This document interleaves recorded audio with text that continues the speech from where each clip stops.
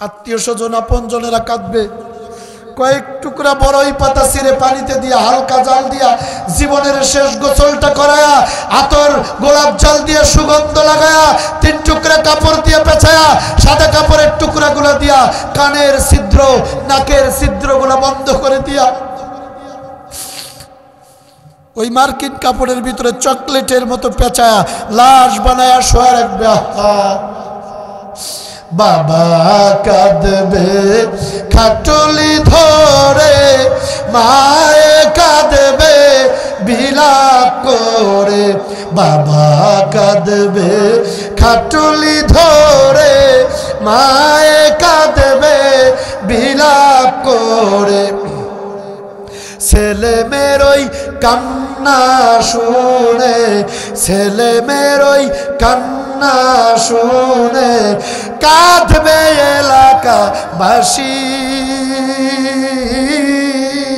কার পিছনে তুমি ছুট সরে দিবা রাতি পাগল মন, কার পিছনে তুমি ছুট সরে দিবা রাতি। আল্লাহর নবী যেই মসজিদের ইমাম ছিলেন ওই মসজিদের মুয়াজ্জিন ছিল হযরতে বেলাল। হযরতে বেলাল খুব ভালো করে শুনেন, আল্লাহর পথে চলতে গেলে কোরআন মেনে নবীর আদর্শ নিয়ে চলতে গেলে আপনার উপরে কেমন করে বিপদ আসবে একটা ভালো করে শুনেন এই হাদিস। হযরতে বেলাল রাদিয়াল্লাহু তাআলা আনহু তিনি ছিলেন গরিব মানুষ।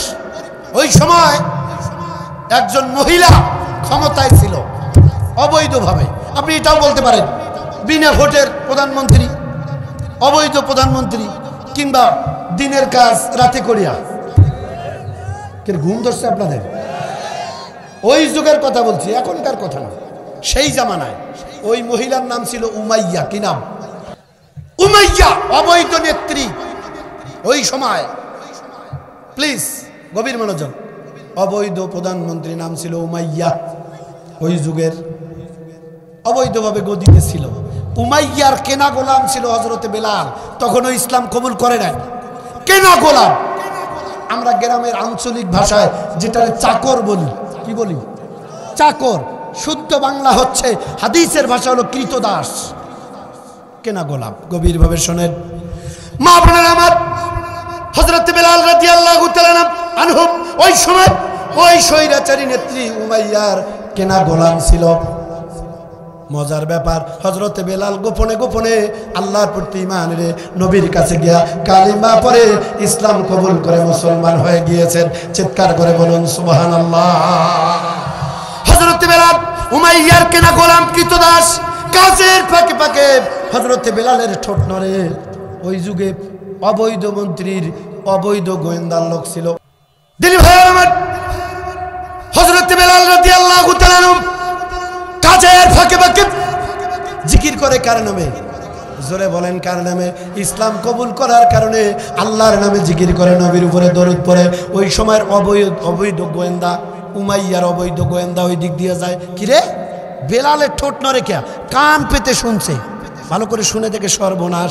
বেলাল তো জিকির করে লা ইলাহা ইল্লাল্লাহু মুহাম্মাদুর রাসূলুল্লাহ, বলুন সাল্লাল্লাহু আলাইহি ওয়াসাল্লাম। হযরতে বেলাল জিকির করতেছে, এটা গোয়েন্দার লোকেরা শুনছে। দৌড় মেরে অবৈধ নেত্রী উমাইয়ার কাছে গেছে, গিয়ে বলে ম্যাডাম, ও ম্যাডাম কিছু টের পান? উমাইয়া কয় না তো। কি হয়েছে? কয় ম্যাডাম আপনি তো যেমন করে হোক ক্ষমতা বসছেন, যেমন করে হোক, চুরি করে হোক, অবৈধ হোক, আর ওই দিনের কাজ রাইতে করে হোক। কথা কয় না রে, জাস্ট ফর এক্সাম্পল আমি উদাহরণ দিচ্ছি, সেই যুগের কথা বলছি। যদি কোথাও গিয়ে মিলে যদি চুপ থাকেন তাহলে তো আল্লাহ গোস্বা হয়ে যাবে। কথা কর ঠিক কিনা? গোয়েন্দার লোকের জায়গায় বলছে ম্যাডাম যেমন করেই হোক আপনি তো আছেন, থাকতে তো চান, জাস্ট ফর এক্সাম্পল। ধরে গোয়েন্দার লোকেরা উমাইয়াকে গিয়ে বলছে ম্যাডাম যেমন করে হোক ক্ষমতায় আছেন, আপনার তো একটা টার্গেট, আপনি থাকতে চান, ওই ধরেন 40, 41, 42। বেটা কথা কন না কেন? বেটা তো বুঝেই না কিছু। কথা কন না কেন? ঠিক কিনা? ধরেন আপনি তো থাকতে চান কিন্তু ম্যাডাম টিকতে পারবেন না। উমাইয়া কয় কেন টিকতে পারি না? কয় ম্যাডাম এই জামানার চোর ডাকাত সন্ত্রাস হাইজাকার মস্তান তাসারু জুয়ারু মাদারু সিজার বাটপার এরকম মোসারু পেটলা এগুলো নাথিং বাট সামথিং ম্যাটার, এগুলো কোনো বিষয় না। আগে বোঝেন ভালো করে। গোয়েন্দার লোকেরা গিয়ে ম্যাডামকে বলছে, ম্যাডাম থাকতে তো চান এত এত 40-41 মনে করেন কথা বলে, কিন্তু থাকতে পারবেন না। কে চোর ডাকাত সন্ত্রাস এই জায়গার মশাল মদারু তাসারু জুয়ারু সিটিয়ার বাটপার পেটলা মোসারু সাদাবাস, এগুলো নাথিং বাট সামথিং ম্যাটার, এগুলো বিষয় না। কিন্তু ম্যাডাম থাকতে যদি চান তাহলে মলবি নামক বেলাল ঠেকান, বেলাল নামক মলবি ঠেকান।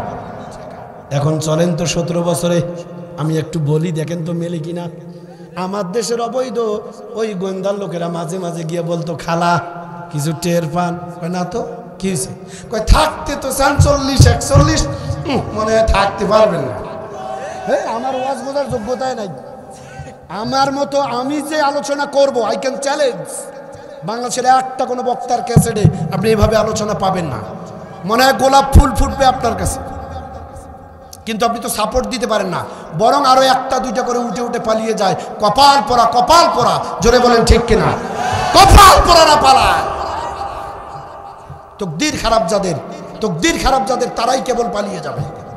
কথা বলেন ঠিক কিনা? আমি বলছিলাম বিগত দিনে গোয়েন্দার লোকদেরকে গিয়া মাঝে মাঝে গোয়েন্দা গিয়ে বলতো, ম্যাডাম থাকতে তো চান 40-42, কিন্তু মনে হয় পারবেন না। ম্যাডাম গণভবন বঙ্গভবন থেকে বলতো, কেন? ম্যাডাম আমাদের দেশের চোর ডাকাত সন্ত্রাস এগুলো ব্যাপার না, ব্যাপার হলো থাকতে যদি চান তাহলে বেলাল মার্কা মৌলভী রফিকুল ইসলাম মাদানী, শাইখুল হাদিস ইবনে শাইখুল হাদিস আল্লামা মামুনুল হক, মুফতি আমির হামজা, আল্লামা সাইদির মতো আলেম ঠেকান। এখন কথা কন না কেন? থাকতে যদি চান চোর ডাকাত খুনি সন্ত্রাসী এগুলো ব্যাপার না, এগুলো কোনো ঠিক আছে, কিন্তু মৌলভী ঠেকান। এই জন্যই ওরা যুগে যুগে এই 17টা বছর শুধুমাত্র মৌলভী ধরেছে, জেলে ভরেছে, রিমান্ডে নির্যাতন করেছে। আওয়াজ করে কথা বলেন ঠিক কিনা? এই ছেলেটারে ধরেন তো, এই ছেলেটারে ধরেন, একটা হজের সব পাবেন। এই মিয়া দাঁড়াও, কি পাইছো? কিচ্ছু বলি না, একটা একটা করে উঠতেছে আর যাচ্ছে। এই এলাকায় মাহফিল হয় না? বেশি করে মাহফিল দেবেন। আপনাদের এলাকার ছেলেদের মানে যথেষ্ট ইসলামিক জ্ঞানের অভাব, যথেষ্ট অভাব। এই আলোচনা না শুনে যে উঠে যায়, ওর ভিতরে আল্লাহর ইসলামের দিন শিক্ষা আছে আমার মনে হয় না। আর দোষ ওই সব ছেলেদের না, দোষ দেই আমি বিগত এই 17 বছরে ওই ফ্যাসিস্টের। এই ফ্যাসিস্ট 17 বছর যুবক যুবতীদের চরিত্র নষ্ট করে দিয়া, শিক্ষা ব্যবস্থাকে ধ্বংস করে দিয়া, তাদের হাতে লেখাপড়ার নামে তুলে দিল স্মার্ট মোবাইল। চাচা আপনি কথা বল না কেন বেটা? ক্লাস 6 এর বাচ্চা বাড়িতে এসে কয়, আব্বু আমার বড় মোবাইল লাগবে। কেন এই বয়সে তোর বড় মোবাইল লাগবে কেন? কয় স্যারে কইছে মোবাইলে নাকি পড়া। আসলে পড়া না, পিরিত। ওদের টার্গেট ছিল এই শিক্ষা ব্যবস্থা নষ্ট করে দিয়া যুবক যুবতীদের হাতে এই স্মার্টফোন হাইব্রিড মোবাইল তুলে দিয়া, এর ভিতরে ফেসবুক, হোয়াটসঅ্যাপ, ইমো, মেসেঞ্জার, এর ভিতরে পর্ন ভিডিও দিয়া, এগুলো দেখায়া ওদের চরিত্র ধুলাই করে দিয়া, তাসারু, জুয়ারু, গাঁজা, মদ, ফেন্সিডিল, ইয়াবা, বিড়ি, সিগারেট খাওয়ায়া সবগুলারে চরিত্রহীন বানায়া, নিজের দলের ক্যাডার বাহিনী বানায়া 41 পর্যন্ত থাকার স্বপ্ন দেখেছিল। এটা আমি গবেষণা করে বের করেছি, বাংলাদেশে এই কথার আবিষ্কার করেছি এট ফার্স্ট আমি। এটা আমার থিওরি। হুজুর আপনি কথা বলেন না কেন? এটাই বাস্তব। যার কারণে আজকে এই সব ছেলেরা কোরআনের কথা তাদের দিলে গিয়া লাগে না। বন্ধুগণ আমার, আমি যে কথা বলছিলাম, উমাইয়ার গোয়েন্দার লোকেরা রাতের বেলা গিয়ে উমাইয়াকে ডাক দিয়ে বলে, ম্যাডাম মনে হয় টিকবেন না। কয় কেন? আপনার বাড়ির চাকর আপনার খায়, আপনার পরে, আপনার বাড়িতে থাকে বেলাল, আপনার কুমড়া বাড়ি ফুটা নৌকার স্লোগান দেয় না, বেলাল এখন স্লোগান দেয় কার? জোরে বলেন কার? আল্লাহর। উমাইয়া কয় তাই নাকি? জি ম্যাডাম। ধরো, প্রশাসন লাগিয়ে দিল। কাফের মুশরিকরা হযরত বেলালকে গ্রেফতার করে হযরত বেলালকে মরুভূমিতে নিয়ে গেল। হাতে রশি, পায়ে রশি লাগায়া, কোমরে ডান্ডা বেরি হযরত বেলালকে চিৎ করে শোয়া দিল। ওই উত্তপ্ত গরম বালু, মক্কা মদিনায় যারা গিয়েছেন হাজিরা বলতে পারবেন। আল্লাহ রাব্বুল আলামিন আমার এই ছোট্ট বয়সে 34 বছর বয়সে আমার আল্লাহ পাক আমার জন্ম দুখুনি আমার জান্নাতের টুকরা মা জননীকে সাথে নিয়া মক্কা মদিনায় খানায় কাবার মেহমান আমাকে বানিয়েছে। কাবা একদম পাশেই, মিসফালা রোড, ইব্রাহিম খলিল রোড, ছোট্ট কবিতর চত্বরের পাশেই আমার হোটেল ছিল। প্রচন্ড গরম হয়, বিশ্বাস করুন ওই জায়গার জমিনে এত তাপ, আপনার আমার মতো মানুষ 10 সেকেন্ড জুতা স্যান্ডেল ছাড়া ওই জমিনে দাঁড়িয়ে থাকলে আপনার পায়ের তলার চামড়া একবারে গোটো হয়ে যাবে, ফোসকা পড়বে। হযরত বেলালকে এই প্রচন্ড গরম, বালু গরম, উত্তপ্ত গরম বালু, এই বালুর উপরে বেলালকে শুয়া দিল, হাতে হাত করা, পায়ে ডান্ডা বেরি পরানো। হযরত বেলালের অপরাধ কালেমা পড়ে ইসলাম কবুল করে মুসলমান হয়ে আমার আল্লাহর জিকির করা, আল্লাহর জমিনে আল্লাহর নবীর পিছনে আন্দোলন করা, আল্লাহর জমিনে দিন প্রতিষ্ঠার আন্দোলন করা। আওয়াজ করে কথা বলেন ঠিক কিনা? হযরত বেলালকে শুয়ে দিল, ওই কাফেররা বুকের উপরে বড় বড় ধারালো পাথরগুলো তুলে দিল। ওই গরম বালুর তাপে হযরত বেলালের চামড়া একবারে গলে গিয়ে শরীর থেকে টপ টপ করে রক্ত পড়ে। কাফের মুশরিকরা হযরত বেলালের বুকের উপরে ধারালো পাথর তুলে দিল, ডাক দিয়ে বলল, ওরে বেলাল,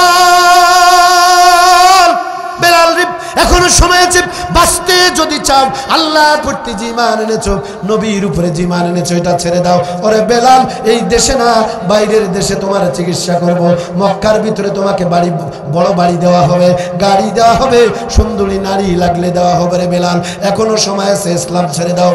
হযরত বেলাল হাতে হাত করা, পায়ে ডান্ডা বেরি, শরীর থেকে চামড়াগুলো গলে গিয়ে টপ টপ করে রক্ত পড়তেছে। উত্তপ্ত বালুর উপরে বেলাল, বুকের উপরে ওজনওয়ালা পাথরগুলো চাপানো। হযরত বেলাল কাফেরদেরকে বলে, আমার কাফেররা, আমি যে ইসলাম এনে মজা পেয়েছি, যে আল্লাহর প্রতি ঈমান এনে, যে আল্লাহর জিকির করে আমি যে মজা পেয়েছি, ওই আল্লাহর জন্য যদি জীবন দিয়ে শহীদ হয়ে যেতে পারি, এর ভিতরে কত মজা তোমরা জানো না। জীবন দিতে প্রস্তুত আমি বেলাল, চুল পরিমাণ ঈমান থেকে সরে যাব না। চিৎকার করে বলেন না আল্লাহু আকবার, আরো জোরে করেন আল্লাহু আকবার। বেলালের উত্তরসূরি বিগত বছরে আমরা দেখেছি যুবকদের আইডল ডাক্তার মাসুদ ভাই, আব্দুল মালিক ভাই। আরে যুবক, আল্লাহর জমিনে দ্বীন ইসলামের যুবকদেরকে কোরআনের দাওয়াত দেওয়ার কারণে আপনারা দেখেছেন কি পরিমাণ নির্যাতন তাদেরকে করা হয়েছে। কোর্টে যখন হাজিরা দিতে আনতো, মাঝে মধ্যে হাতে হাত করা, পায়ে ডান্ডা বেরি, কোমর পর্যন্ত লাগানো। ফেসবুকে দেখেছেন যুবকেরা। আহারে মাসুদ ভাই, কি নির্যাতনের শিকার যুবক। কখনো পুলিশ কোলে করে কোর্টে নিয়ে যায়, কখনো হুইল চেয়ার উপরে নিয়ে যাইতো। কথা বলেন তো, কথা ঠিক কিনা? এরকম এক আব্দুল মালিক, এক মাসুদ শুধু না, হাজারো আব্দুল মালিক, আব্দুল মাসুদের মতো মানুষ, তারা রক্ত দিয়েছে, হাসতে হাসতে ফাঁসির দড়ি, এর কাদের মোল্লা গোলাম আজম, এরকম হাজারো আলেমেরা হাসতে হাসতে ফাঁসির দড়ি গলায় বরণ করেছে। বাতিলের কাছে ঈমান বিক্রি করে না। এর নামে ইয়াকা না'বুদু, এর নাম আল্লাহর গোলামি। জীবন দিব আল্লাহর জন্য, আল্লাহর ঈমান দেওয়ার, ইসলাম থেকে, ঈমান থেকে চুল পরিমাণ সরে যাব না। বন্ধুগণ আমার একটু মিলায় নেন, ওই কাফের মুশরিকরা হযরত বেলালকে এত নির্যাতন করলো, হযরত বেলাল স্টেট বলে দিল, জীবন থাকবে যতক্ষণ, ঈমান থাকবে ততক্ষণ। জীবন দিতে রাজি, ঈমান দিতে পারি না। গোয়েন্দার লোকেরা হয়রান হয়ে গেল, দৌড় মেরে উমাইয়ার কাছে গিয়া বলছে, ম্যাডাম সম্ভব না, এত নির্যাতন করলাম, রিমান্ডে নিলাম, কিন্তু কই বেলালকে ঈমান থেকে চুল পরিমাণ সরাতে পারি নাই। উমাইয়া কয়, তাই নাকি? কয়, জি ম্যাডাম, খাঁটি মাল। সুবহানাল্লাহ কবেন না? এবার উমাইয়া অবৈধ প্রধানমন্ত্রী নিজেই চলে আসছে। আচ্ছা বলেন তো, প্রধানমন্ত্রী যদি কোথাও যায়, একা যায়? কথা কোন একা যায়?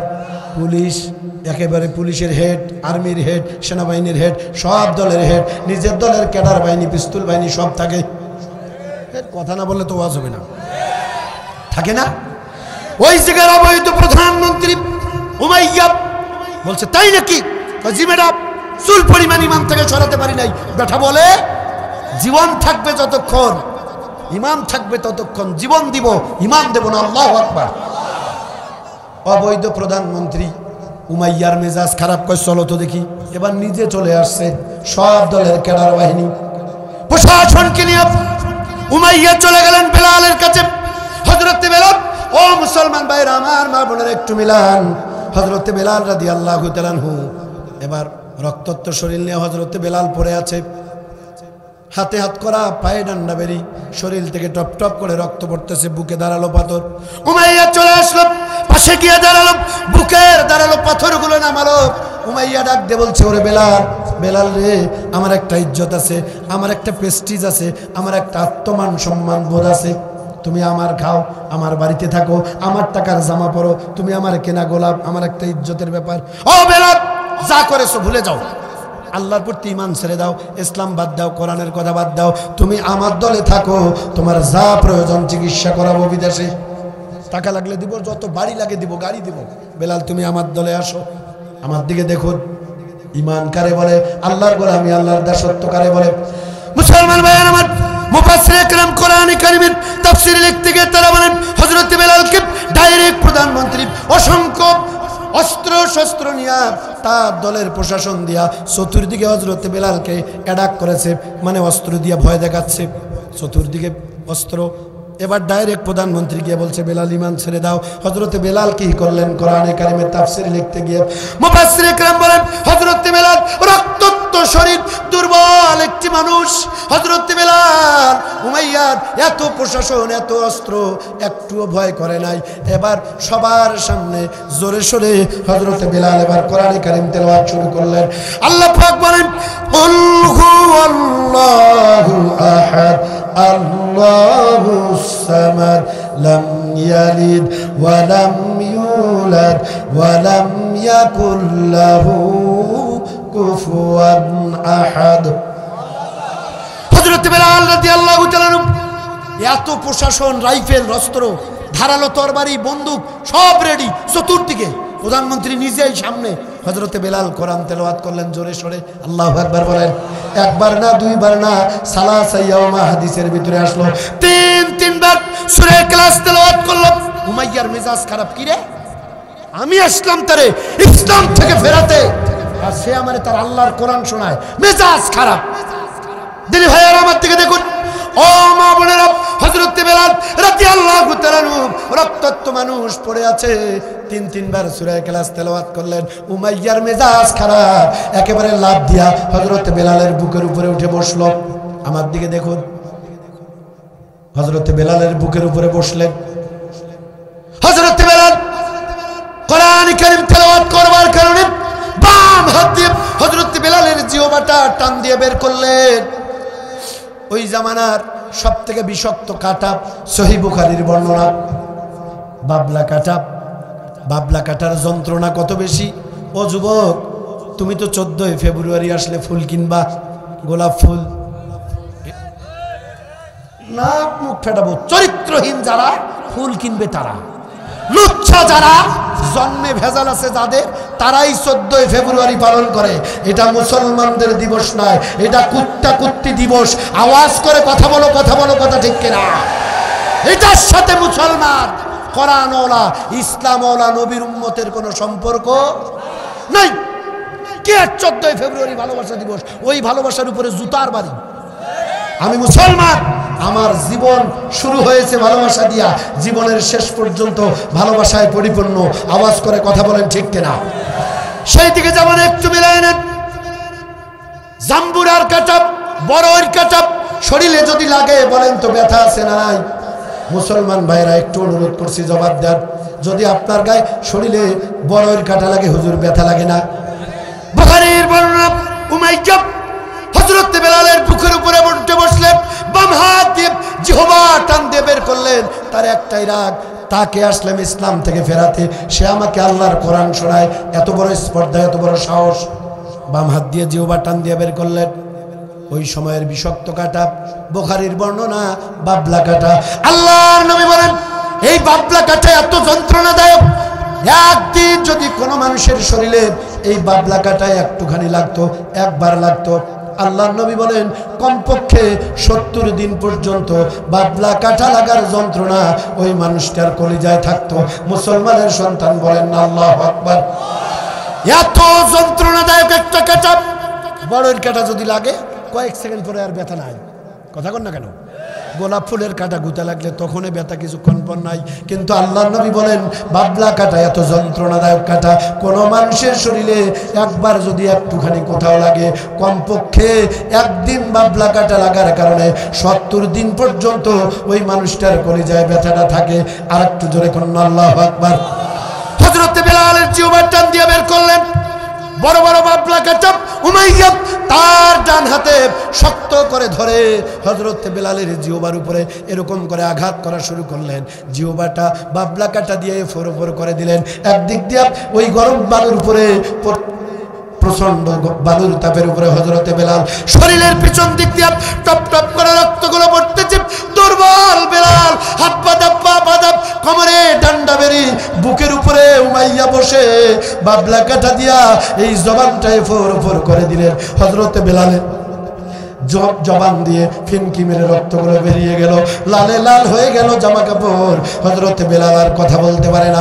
আমার ভাইয়েরা, ব্যথার যন্ত্রণায় কাঁচা কবুতরের মতো হযরত বেলাল রাদিয়াল্লাহু তাআলা আনহু এবার কাঁচা কবুতরের মতো ধরপড় করতে থাকলেন। ওই ব্যথার যন্ত্রণায় উমাইয়া বুকের উপরে এরকম করে আঘাত করতে আছে। উমাইয়া ডাক দিয়ে বলে, ওরে বেলাল, যেই জবান দিয়ে তুমি তোমার আল্লাহর কোরআন তেলাওয়াত করলা রে বেলাল, বাবলা কাঁটা দিয়ে জবানটাই তো নষ্ট করে দিলাম।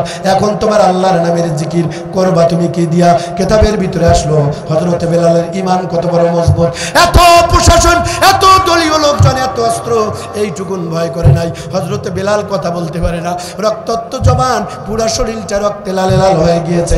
হযরত বেলাল ডান হাতের শাহাদাত আঙ্গুল এরকম ইশারা করে আল্লাহর দিকে তুলে উমাইয়া এবং তার লোকজনের সামনে বলে, আমি ওই আল্লাহর প্রতি ঈমান এনেছি, আমার আল্লাহ এবং নবীর নাম আমি আমার কলিজায় রেখেছি রে উমাইয়া।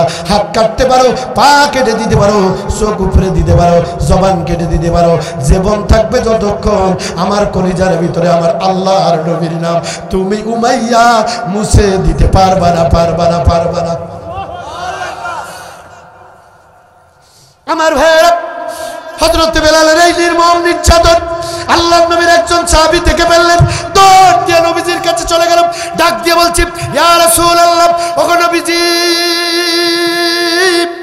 আপনার বেলালকে তারা ইসলাম আনা কবুল করার কারণে, ঈমান আনার কারণে, আল্লাহর জমিনে আল্লাহর দ্বীন প্রতিষ্ঠার দাওয়াতি কাজ করবার কারণে এইভাবে নির্যাতন করতেছে। আল্লাহর নবী বেলালের নির্মম নির্যাতনের ইতিহাস শুনলেন। নবীজির চোখ দিয়ে পানি বেয়ে গাল বেয়ে দাড়ি ভিজতেছে। আল্লাহর নবী সাহাবীদের সামনে ডান হাত তুললেন, ও আমার সাহাবীরা, আমি তোমাদের সামনে অফার ঘোষণা দিচ্ছি, অফার। কে আছো তোমরা? ওই স্বৈরাচারী অবৈধ উমাইয়ার কাছ থেকে আমার বেলালকে আজাদ করে আনতে পারবা, মুক্ত করে আনতে পারবা? আমি নবী হাত উঁচু করে অফার ঘোষণা করে দিলাম যে আমার বেলালকে উন্মুক্ত করে আমার সামনে আনতে পারবে। আমি ঘোষণা দিচ্ছি, আমি নবীর সঙ্গে সে আল্লাহর জান্নাতে থাকবে। চিৎকার করে বলেন সুবহানাল্লাহ। আমার ভাইরা, আল্লাহর নবীর এই অফার শুনে নবীজির একজন বয়োবৃদ্ধ সাহাবী হযরত আবু বকর সিদ্দিক রাদিয়াল্লাহু তাআলা আনহু বলেন, আমি দাঁড়িয়ে গেলাম, নবীজিকে ডাক দিয়ে বললাম, ইয়া রাসূলুল্লাহ, আমি যদি কোনোভাবে বেলালকে আজাদ করে মুক্ত করে আপনার সামনে আনতে পারি, ইয়া রাসূলুল্লাহ, ওই অফারটা আমি পেয়ে যাব নাকি? আল্লাহর নবী বলেন, ক্বালা নাআম, অবশ্যই আপনি অফারটা পেয়ে যাবেন। মুসলমান বন্ধুগণ আমার, হযরত আবু বকর বলেন, দৌড় মেরে বাড়িতে চলে গেলাম। বাড়ির ভিতরে যত স্বর্ণ অলংকার ছিল সবগুলো একটা পোটলার ভিতরে নিলাম। দৌড় মেরে উমাইয়ার দরবারে গিয়া দেখি হযরত বেলাল কাটা কবুতরের মতো দরপড় করতেছে। আমার স্বর্ণ অলংকারের পোটলা উমাইয়ার মুখের দিকে ঢিল মেরে বললাম, রে উমাইয়া, যত সম্পদ এখানে আছে সবগুলোর মালিক ছিলাম আমি, তোমাকে দিয়ে দিলাম, এখন থেকে এগুলোর মালিক তুমি। দয়া করে আমার কলিজার টুকরা নবীর, বিশ্ব নবী সাল্লাল্লাহু আলাইহি সাল্লামের আদরের সাহাবী হযরত বেলালকে তুমি আজাদ করে দাও, আমার ভাইকে তুমি আজাদ করে দাও।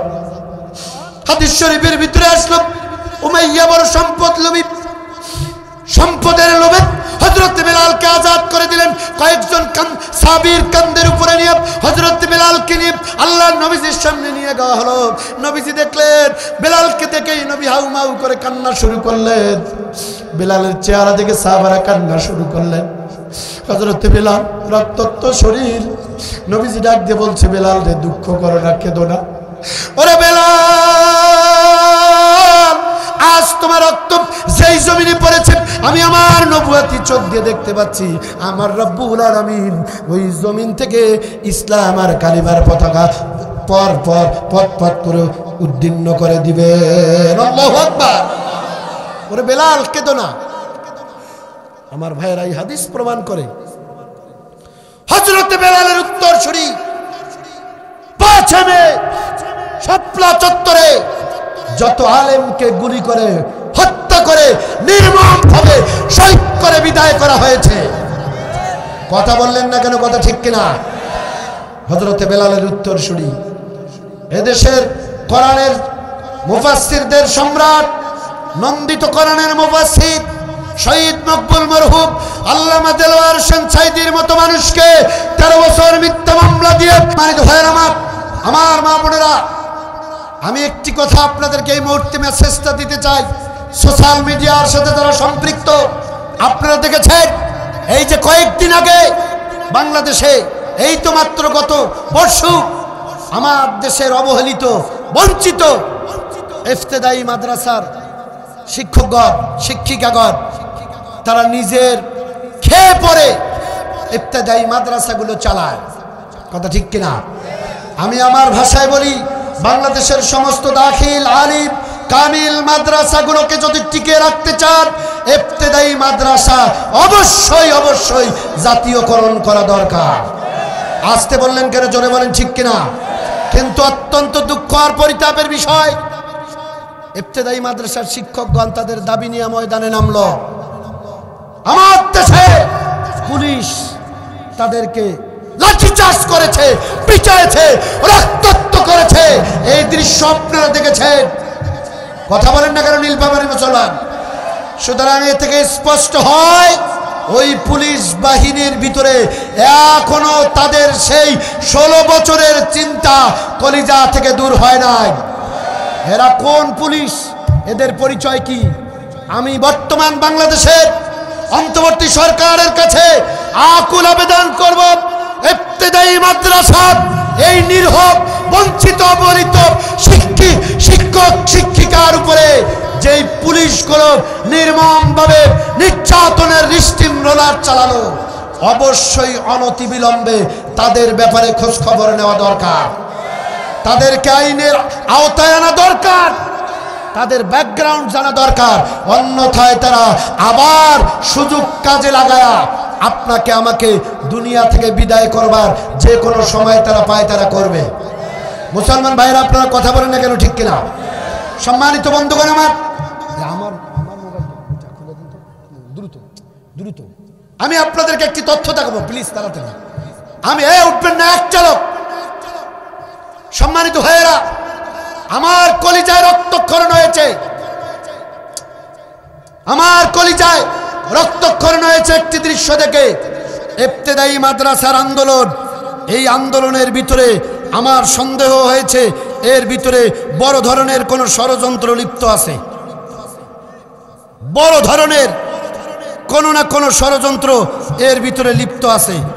আপনারা হয়তো অনেকেই এটি খেয়াল করেন নাই, কিন্তু আমার কাছে একটি তথ্য, বিগত অবৈধ সরকারের আমলে একজন আলেম, আমি তার ফেসবুকে ছবি দেখে আমি আশ্চর্য হয়ে গিয়েছি, আমি অবাক হয়েছি যে সমস্ত পোস্টারগুলোতে তার ব্যানারে ছবি, সেখানে শেখ মুজিবুরের ছবি, তার বেটির ছবি, তার এলাকার নেতার ছবি দিয়া সেখানে ওই হুজুরের ছবি। তাহলে এই হুজুর কোন হুজুর? কোন হুজুর? তাকে দেখলাম, আমি তথ্যটা আপনাদেরকে দেখাইতাম, কিন্তু দীর্ঘক্ষণ মোবাইলে লাইভ চলার কারণে মোবাইলের একটু প্রবলেম মনে হচ্ছে, আমার কাছে একটু সময় লাগবে। আমি আপনাদেরকে ছবিটা দেখাইতে চেয়েছিলাম। তার ওই হুজুর এই শিক্ষকদের আন্দোলনের বড় নেতৃত্বের ভূমিকায় ছিল। এর থেকে আমাদেরকে অবশ্যই টেক্কার হওয়া উচিত। এই আন্দোলনের সাথে বড় কোনো ষড়যন্ত্র লিপ্ত আছে। এই জন্য এই জাতিকে, আপনাকে আমাকে সোচ্চার হতে হবে, সজাগ থাকতে হবে। আমার এই 56,000 ভূখণ্ডের বাংলাদেশকে নিয়ে আমার পার্শ্ববর্তী শত্রু দেশ ভারত। এই ভারতের নরেন্দ্র মোদী মানুষ নামের জানোয়ার, সে আমার দেশটাকে নিয়ে বড় ধরনের ষড়যন্ত্র চালিয়ে যাচ্ছে। আপনারা দেখেছেন কয়েকদিন আগে বাংলাদেশের চাঁপাইনবাবগঞ্জের বর্ডারে আমার দেশের মুসলমানদের উপরে ভারতের প্রশাসন নামের জানোয়ারেরা আক্রমণ করেছে, আঘাত করেছে। কথা বলতে হবে, কথা ঠিক কিনা? আর চুপ থাকা যাবে না। সুতরাং আমরা শাহজালাল শাহ মাকদুমের উত্তরসূরি, আমরা আওয়ামী লীগ বুঝি না, বিএনপি বুঝি না, জামাত জাতীয় পার্টি বুঝি না। আমার এই স্বাধীন সার্বভৌম 56,000 প্রাণের কলিজার বাংলার প্রত্যেক ইঞ্চি মাটিকে রক্ষা করবার জন্য একজন মুসলমানকে কাঁধে কাঁধ মিলা সীসা ডালা প্রাচীরের মতো বীর সৈনিক হিসাবে দায়িত্ব পালন করতে হবে। কথা ঠিক কিনা? ভারতের দালালেরা আমার দেশকে নিয়ে যে ষড়যন্ত্র করতেছে, তাদের কোন ষড়যন্ত্র বাংলার জমিনে বাস্তবায়ন করতে দেওয়া যাবে না, যাবে না, যাবে না। জোরে বলুন, কথা ঠিক কিনা? এই জন্য আমার ভাইরা সোচ্চার হবেন, সজাগ থাকবেন, টেক কেয়ার থাকবেন। শুধু কোরআন হাদিসের ওয়াজই না, আপনাকে আমাকে অনেক কিছু এখন জানা দরকার। আপনাকে আমাকে অনেক বিষয়ে শিক্ষা দেওয়া দরকার। আমি ইয়াকা না'বুদু, মৃত্যু পর্যন্ত গোলামি করা লাগবে কার? কার? জীবনের সব জায়গায়। জান্নাত কারা পেতে চান? হাত তোলেন তো। আল্লাহর জান্নাত কারা কারা পেতে চান? হাত উঁচা করেন। লিল্লাহি তাকবীর। আল্লাহ তুমি কবুল করো, জোরে বলেন আমিন। হাত নামান, হাত নামান। সম্মানিত ভাইয়েরা, আমার বন্ধুগণ, খুব গভীরভাবে খেয়াল করুন একটি হাদিস। এই হাত তুললে কি জান্নাত পাওয়া যাবে? প্লিজ আমার সাথে কথা বলেন, আপনার কলিজা ঠান্ডা হবে। হাত তুললে কি জান্নাত পাওয়া যাবে? জান্নাতের জন্য কাজ করা লাগে, গুরুত্বপূর্ণ কাজ। রাসূল পাক সাল্লাল্লাহু আলাইহি সাল্লাম বসে আছেন, এদিকে দেখুন। আপনার আমার নবীজি বসে আছে, একজন এতিম নবীজির কাছে আসলো, ছোট্ট একটা এতিম বাচ্চা। আল্লাহর নবীর কাছে এসে বলেন, ইয়া রাসূলুল্লাহ, ওগো নবীজি, আমি এতিম, এই দুনিয়ায় আমার মা নাই, আমার আব্বা নাই। ইয়া রাসূলুল্লাহ, আমার একমাত্র রিজেকের মাধ্যম হলো একটা আমার খেজুর গাছ। ওগো নবীজি, আমার জমিনের সীমানার সাথে একজন ইহুদির জমির সীমানা। খেজুরের গাছটা যখন বড় হয়, একটু বাতাসে হেলে যাওয়ার কারণে আমার খেজুরের একমাত্র সম্পদ আমার ওই একটা খেজুরের গাছ, এইটা বাতাসে হেলে যাওয়ার কারণে ইহুদির সীমানা একটু চলে গিয়েছে। ইয়া রাসূলুল্লাহ, এই খেজুরের গাছটা ওই ইহুদি নিজের মনে করে দখল করে নিয়েছে, আমাকে দেয় না। আমি আপনার কাছে এসেছি ইয়া রাসূলুল্লাহ, আমি এতিম, এই দুনিয়ায় মাও নাই, আব্বাও নাই, আমার কোনো সম্পদ নাই, আমি কেমনে চলি? দয়া করে মায়া করে ইহুদির কাছ থেকে আমার খেজুরের গাছটা ফেরত নিয়ে দিবেন। আল্লাহর নবী ছোট্ট এতিমকে নিয়ে নবীজি এবার চলে গেল। ইহুদি আবু লুবাবা তার বাড়িতে চলে গেল। ইহুদির নাম ছিল আবু লুবাবা। আল্লাহর নবীজি এতিমকে নিয়ে চলে গেলেন। আবু লুবাবাকে ডাক দিয়ে বলল, লুবাবা রে, এই ছোট্ট এতিমের একমাত্র সম্পদ একটা খেজুরের গাছ তোমার সীমানায় চলে গিয়েছে, আমি বিশ্ব নবী তোমার কাছে এসেছি, মেহেরবানি করে খেজুরের গাছটা তুমি এতিমকে দিয়ে দাও। ইহুদি আবু লুবাবা আমার নবীকে বললেন, আপনি যাই হন, এটা আমার কথা না, কথা হলো আমিন ডাক দেন, জমি মাপেন, সীমানা করেন। আমিন বুঝেন? নুরুল আমিন কি কথা কয় না কি? সার্ভেয়ার আমিন, জমি মাপেন। ইহুদি বলছে, আপনি আমিন ডাক দেন, জমি সীমানা করেন, যদি আমার সীমানায় থাকে মালিক আমি, ভালো করে বোঝেন, উঠাউটি করবেন। এ ছেলেরা, কিরে হয়েছে? এ তোর বিয়ে করার আশা নাই মিয়া? যা, দোয়া করে দিলাম, জীবনে বউয়ের মুখ দেখবি না, যা, জন্মের পালা। চেহারা সাইজ বাইজ দেখেই তো বোঝা যায়, এক একটার চেহারা দেখলেই মনে হয় এগুলো কি। আসলে দোষ তো এগুলো বল্টুর না, দোষ বাবা মার। মাঝে মাঝে কিছু বল্টু দেখতেছি পলাচ্ছে, ওর মাথা দেখলেই বোঝা যায় বান্দরের গোষ্ঠী। এমন কাটিং দিছে, মাথার চুলের কাটিং দেখলেই বোঝা যায় বানরের পাছা। ফুল প্যান্ট পড়ছে এক একটা, দেখেন হুজুর আপনি হাসেন, আমার এই জায়গাটা তো রক্তক্ষরণ হয়, আমরা মুসলমানের সন্তান। ফুল প্যান্ট পড়ছে, হাডুতে দরজা, হাডুর নিচে জানালা, উপরে জানালা। কিরে এত দামি ফুল প্যান্ট, এত দরজা জানালা কেন? মনে করছিলাম এটা গরিব মানুষ সেরা। পরে একদিন এক যুবক আমারে কয়, হুজুর আপনি এগুলো টের পান? হুজুর মানুষ, ওগুলো সেরা প্যান্ট না, ওগুলো স্টাইল। আমি বলেছি মুসলমানের সন্তানের ওই স্টাইলের উপরে জুতার বাড়ি। কথা বলে ঠিক কিনা? কে স্টাইল? মুসলমানের স্টাইল যদি মানা লাগে বিশ্ব নবীর মানবে, সাবরাস ব্যান্ড আলেম ওলামার স্টাইল মানবে। কোন নায়ক গায়ক গায়িকার স্টাইল কোন মুসলমানের ছেলে মেয়ে মানতে পারে না, পারে না, পারে না। আওয়াজ করে কথা বলেন ঠিক কিনা? আপনার টাকা দিয়ে আপনার বেটা চুলের কাটিং দিছে বান্দরের পাছার মতো, আর আপনার সামনে টেবিলে বসে ভাত খায়। আপনি কেমন বাপ? আমার ছেলে হলে এক থাপ্পড় দিয়ে কল্লা উড়াই দিতাম। বেয়াদব! আমার কষ্ট করার টাকা এগুলো কি এর চুলের কাটিং? দোষ মা বাবার। কথা কন না কেন ঠিক কিনা? আমরা সন্তানগুলো নষ্ট করতেছি নিজের হাত দিয়া। আরো বলবো, আরো বলবো? থাক, যথেষ্ট হয়েছে। আর কত দেই ভাই? ঝাড়াও ঝাড়া বাস দিলাম, তবু তো আপনার এলাকার যুবকদের হুঁশ হয় না। আমার লাইফে আমি এরকম মাহফিল দেখি নাই। এত কথা বলার পরে ছেলেরা উঠে যায়, সব মোনাজাতের আগ পর্যন্ত ভয়ও নড়ে না। কিন্তু এই এলাকার ছেলেরা বেশিরভাগ বিড়ি খায়, বেশিরভাগ সিগারেট খায়, মোবাইলে ক্রিকেট ফুটবল বাজি খেলে, জুয়া খেলে, চরিত্রহীন মেয়েদের সাথে ওদের গন্ডগোল আছে। কেবল তারাই আল্লাহর কোরআনের মাহফিল থেকে একটা একটা করে পালিয়ে যায়। আওয়াজ করে কথা বলো ঠিক কিনা? আর মোনাজাত পর্যন্ত যেটা থাকবে ওগুলো ভালো থাকলে সবাই ভালো, তা না মাঝখানে এদের ভিতরেও গন্ডগোল থাকতে পসিবিলিটি। মেয়েরা, এদের এলাকার মেয়ে মা বোনেরা খুব ভালো। কারণ নীলফামারী ডেমলা আমি যথেষ্ট মাহফিল করেছি, অনেক অভিজ্ঞতা আমার এলাকার আছে। এলাকার মা বোন ভালো, তবে এখন একটু সমস্যা হয়েছে। কিছু কিছু মহিলা, ভাই সুজন ভাই, এই মাঝে মধ্যে আগে দেখছিলাম ওই স্কিন টাইট প্যান্ট পরতো। ওরে আল্লাহ, এখন আর স্কিন টাইট বিদায় নিছে। কি এক পায়জামা বের হইল, মাও পরে বেটিও পরে, রাস্তা দিয়ে যায় এক বল্টু আর এক বল্টুক মেসেজ কোটে রে, চার মাথার দাঁড়াও দুটো মাল গেল রে। দেখ দেখ, কথা বলে, কথা বলে। এই আপনারা কথা বল না কেন? এগুলা খুব মজা লাগে না, ফালতু কথাই মজা লাগে। এখন দেখবেন কি জমানটা জমলো গো।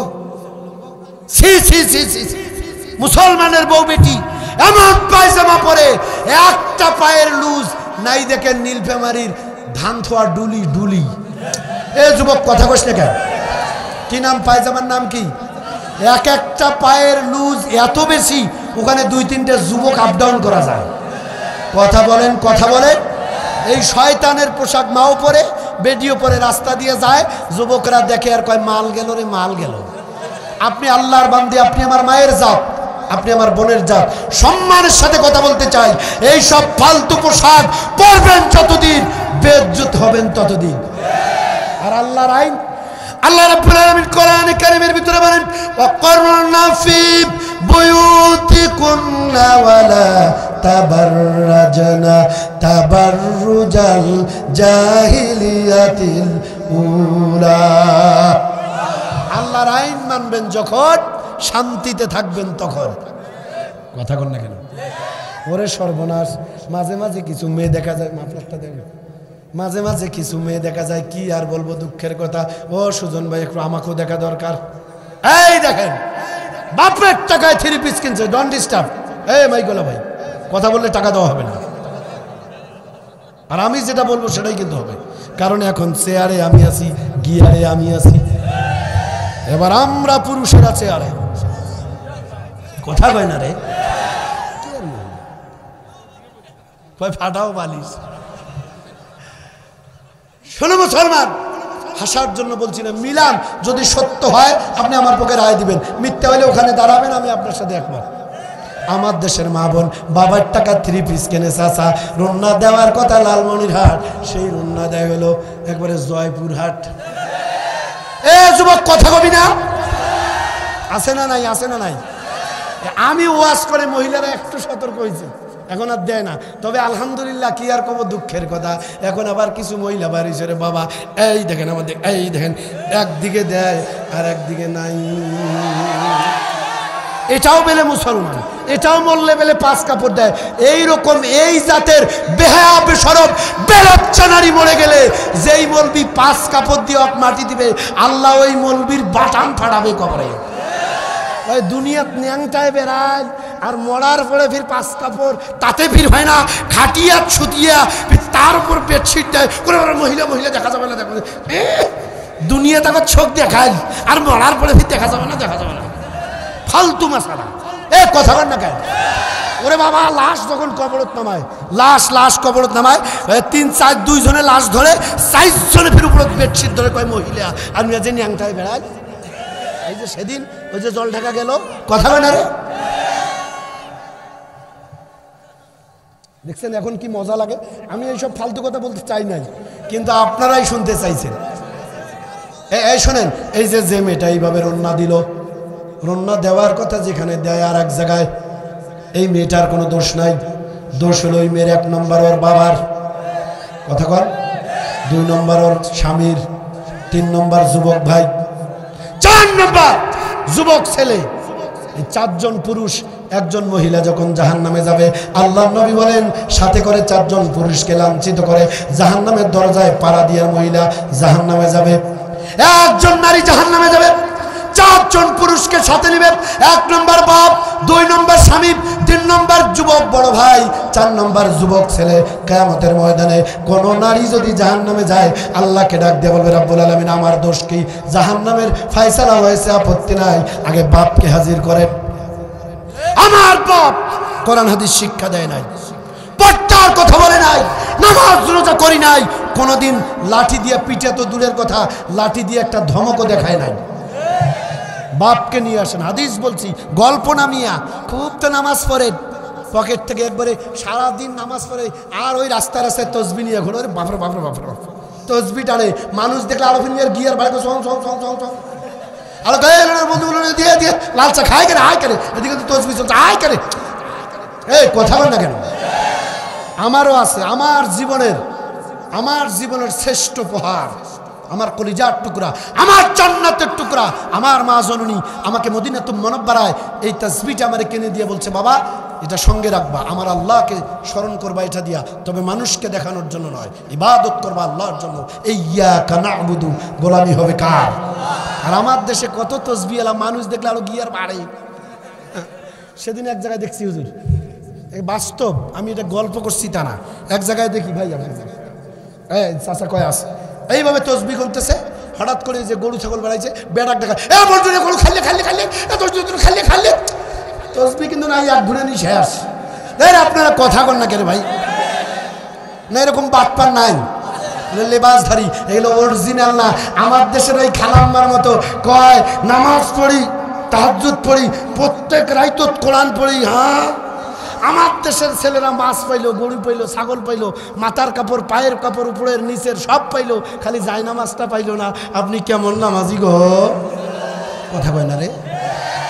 এতে প্রমাণ হয় আপনি চিটার, আপনি ইসলামের নামে ধর্ম ব্যবসা করে আমাদেরকে ঠগায়া বাস দিচ্ছেন, আর আল্লাহ পেলান্ডিতে গোল দিছে, জাল ছিঁড়ে পালিয়ে গেছে।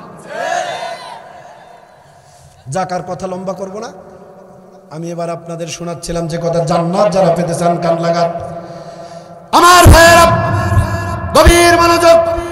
বিশ্বনবী সাল্লাল্লাহু আলাইহি সাল্লামকে ইহুদি বলেন, আপনি আমিন ডাকতেন, জমি মাপেন, সীমানা করে জমি মাপেন, গাছ যদি আমার সীমানায় থাকে গাছের মালিক আমি, কথা বল, আর যদি গাছ তার সীমানায় থাকে এতিমকে দিয়ে দিব। বিশ্বনবী সাল্লাল্লাহু আলাইহি সাল্লাম বুঝতে পারলেন সে জবরদখল করে আছে।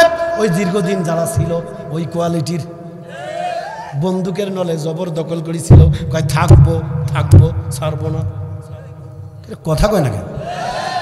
ছিল না, সে আর ছাড়বো না। তুমি সে আর ছাড়ার কে? আল্লাহ চাইলেই সারাতে পারে, কথা ঠিক কিনা? বন্ধুগণ আমার, সত্য এতিম আল্লাহর নবী এবার বুঝতে পারলেন ইহুদি তার গাছটা দিবে না। নবীজির হাস্যোজ্জ্বল চেহারা মলিন হয়ে গেল, নবীজির মনটা বড় খারাপ হয়ে গেল। আল্লাহর নবীজি এতিমকে নিয়ে এবার সাহাবীদের কাছে চলে গেলেন। সবাই আমার দিকে দেখুন, আমার মা বোনেরা, জান্নাত যারা পেতে চান এই হাদিসটা ভালো করে শুনেন। বিশ্বনবী সাল্লাল্লাহু আলাইহি সাল্লাম সাহাবীদের সামনে চলে গেলেন। নবীজি আমার মন খারাপ করে বসে আছে, কোন সাহাবীরা প্রশ্ন করার সাহস পায় না। নবীজির চাঁদের চাইতে সুন্দর চেহারা, মুখটা মলিন, নবীজি মন খারাপ করে বসে আছে। পাশে দাঁড়িয়ে এতিম। নবীজি আমার ডান হাত তুলে অফার ঘোষণা দিলেন। হাদিস শোনাচ্ছি, আল্লাহ নবী বলছে, আমার সাহাবীরা তোমাদের ভিতরে কে আছো এই ছোট্ট এতিমের একটা মাত্র খেজুরের গাছ কিনে তোমরা এতিমকে ফেরত দিতে পারো? এতিমের গাছটা যদি কিনে তারা দিতে পারো, তার মুখে যদি হাসি ফুটাতে পারো, সে এতিম, আমিও নবী এতিম। ওই এতিমের মুখে হাসি ফুটলে আমি নবীর মুখে হাসি ফুটবে।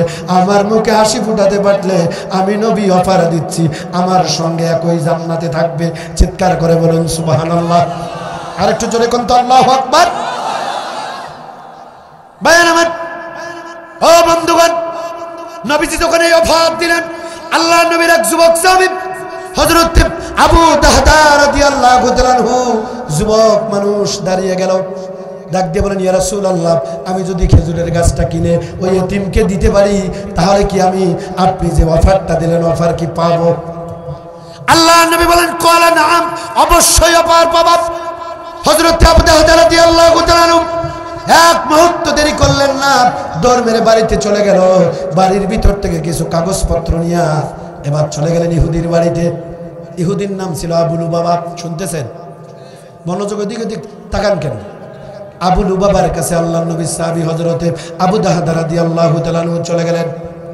ঘরের দরজায় গিয়ে দাঁড়ালেন, নক করলেন,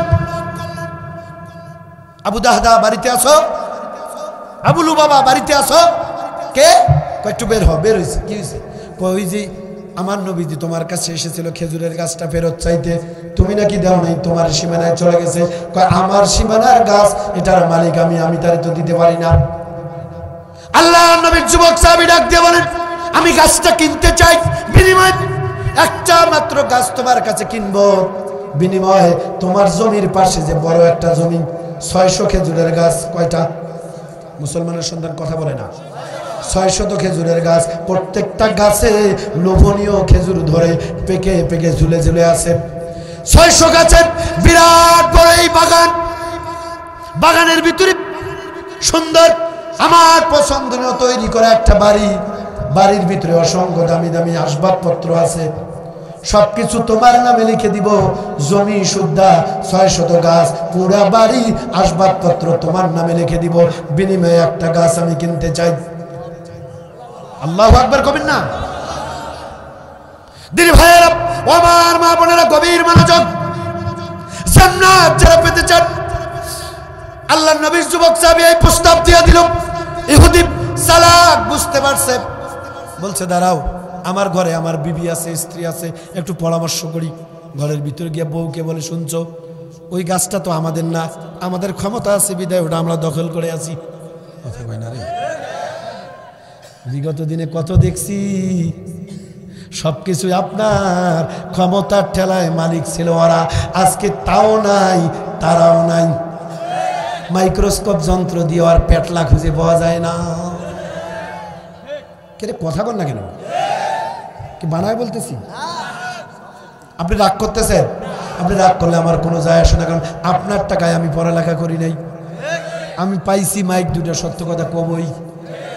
ও নীলফামারীর মুসলমান, আমার ভাইয়েরা, আমার মা বোনেরা, আল্লাহর নবীর যুবক সাহাবী এই কথা, এই প্রস্তাব দেওয়ার কারণে এবার আবু লুবাবা তার স্ত্রীর কাছে গিয়ে বলতেছে, শুনছো, গাছটা তো আমাদের না, কিন্তু জবরদখল করে আসি আমরা, এই গাছটা কিনতে আসছে, বিনিময়ে 600 গাছওয়ালা বাগান, জমি সুদ্ধা, বাড়ি, আসবাবপত্র আমার নামে লিখে দেয়, একটা গাছ, ওই এতিমের গাছটা ফেরত চায়। বউ কয়, তুমি কও কি? এখনো আমার সামনে দাঁড়িয়েছে, তাড়াতাড়ি যাও, এত বড় সুযোগ কাজে লাগাও, তাড়াতাড়ি গিয়ে রাজি হয়ে যাও। আমার ভাইয়েরা, সম্পদ লোভী হলে যা হয়, এবার কাগজের ভিতরে সই হয়ে গেল, একটা গাছ এতিমকে দিয়ে দিলেন, অরিজিনাল, কিন্তু গাছটার মালিক ওই এতিম। এরপরে ওইটা কিনলেন, এতিমকে এটা ফেরত দিয়ে দিল, বিনিময়ে 600 গাছালা বাগান, জমি, বাড়ি শুদ্ধায় লিখে দিলেন। আল্লাহ নবী যুবক সাহাবী হযরত আবু দাহদা রাদিয়াল্লাহু তাআলা গাছটা কিনে নিলেন। এতিমকে ডাক দিয়ে বলছেন, ওরে এতিম, আজকের পর থেকে আর দুঃখ নাই, এই গাছ আজকের পর থেকে এটার মালিক তুমি, যত ইচ্ছা খেজুর পারবা খাবা, বাজারে বিক্রি করবা, লেখাপড়া আসবাবপত্র, এরপরে তোমার সংসারের প্রয়োজনীয় চাহিদা তুমি মিটাবা। এটার মালিক কাছ থেকে তুমি, কেউ আর তোমারে বারণ করবে না। এইটা শুনে এতিম একবারে হাসতে হাসতে খুশিতে অস্থির হয়ে পড়লেন। ভাইয়ের আমার, আল্লাহর নবী যুবক সাহাবী হযরত আবু দারদা রাদিয়াল্লাহু তাআলা দৌড় মেরে ওই বাগানের ভিতরে চলে গেল। বাড়ির ভিতরে, বাগানের মাঝখানে বাড়ি, বাড়ির ভিতরে স্ত্রী সন্তান আছে। দরজার কাছে গেটের বাইরে গিয়ে ডাক দিলেন, ওরে আমার প্রাণের বিবি, বাল বাচ্চারা বেরিয়ে আসো, যার হাতের কাছে যা আছে তা নিয়ে বেরিয়ে আসো, বাড়ির কোনো জিনিস তোমরা নিবা না, যা ফলন আছে তাই নিয়ে বেরিয়ে আসো। কেন? আমি আজকে এমন ব্যবসা করেছি, আমার মতো ভালো ব্যবসা দুনিয়ার কেউ করতে পারে নাই, আমার মতো লাভ করে এমন ব্যবসা পৃথিবীতে আর একজনও করতে পারে নাই, তাড়াতাড়ি বেরিয়ে আসো। স্ত্রী সন্তান মনে করছে ওরে বাবা আজকে বা কি কামাই করছে, কথা বলে বাড়ির বাইরে বেরিয়ে আসলো। চলো, কি হয়েছে? কই বাড়ি, এই জমি, সমস্ত গাছ আমি ওই ইহুদি লুবাবার নামে লিখে দিয়েছি, বিনিময়ে ওই সীমানার খেজুরের গাছটা আমি কিনে এতিমকে দিয়েছি। সুবহানাল্লাহ কয়। স্ত্রী সন্তান বলে পাগল হয়েছে। পাগল কয় কি? শুনলাম এমন ব্যবসা করছে যে আমার মতো লাভবান পৃথিবীতে কেউ হতে পারে নাই। আর করলো কি? একটা মাত্র গাছ কিনেছে, এত টাকার সম্পদ দিয়ে দিছে, সে নাকি চালাক। আল্লাহর নবী সাহাবী হযরত আবু দারদা রাদিয়াল্লাহু তাআলা চিৎকার করে বলে, ওরে আমার বিবি বাল বাচ্চা, এমন ব্যবসা আমি করেছি, আমার মতো লাভ করে ব্যবসা তামাম পৃথিবীর আর একজনও করতে পারে নাই। আল্লাহর নবী তার জান্নাতি জবান দিয়ে বলেছে, একটা খেজুরের গাছ কিনে যদি ওই এতিমকে দিয়ে তার মুখে হাসি ফোটাতে পারি, এতিম হাসলে আমার এতিম নবী হাসবে, আমার নবীর মুখে হাসি ফোটাতে পারলে আল্লাহর নবীর সঙ্গে একই জান্নাতের ভিতরে থাকবো। চিৎকার করে বলুন সুবহানাল্লাহ। আর একটু জোরে করুন আল্লাহু আকবার। এই কথা শুনে স্ত্রী সন্তান তারাও খুশি হয়েছে। সুবহানাল্লাহ কবে না? খুব খুশি। এতিম চলে গেছে নবীজির সামনে। এ ভাই, এই চাচা, আবার এটা ভাইরাল করে দিয়ে না। এতিম চলে গেছে আমার নবীজির কাছে, এতিম হাসতেছে, নবীজির জান্নাতি মুখে হাসি।